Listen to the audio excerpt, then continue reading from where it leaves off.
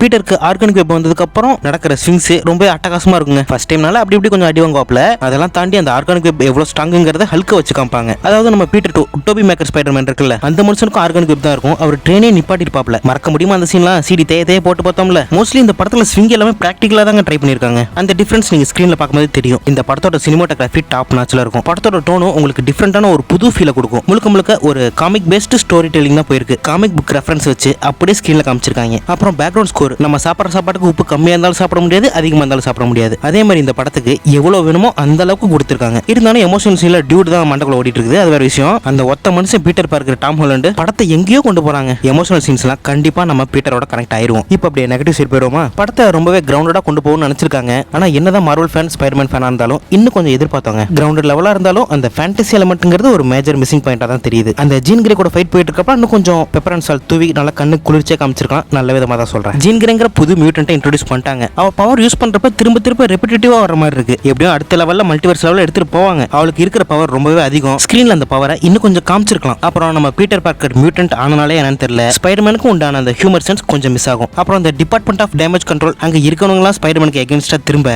சரி சும்மா அடிச்சுக்கிறாங்க மாதிரி தான் தெரியுது ஒழிய அந்த இடத்துல ஆன்டகோனிஸ்டுக்கான வேல்யூ கொஞ்சம் குறையுது. அப்புறம் இந்த படத்துக்கு எதுக்கு எரினா வச்சாங்கன்னே தெரியல. சொல்லாம அவ இல்லாம அந்த பிளாட்டுங்கிறத ஓபன் பண்ணிருக்கலாம். ஓவராலா பாக்குறப்ப இந்த ஸ்பைடர்மேன் பிராண்ட் நியூ டே ஒரு அருமையான படம். இன்னொரு ரீவாட்ச் போட்டாதான் மனசாகும்.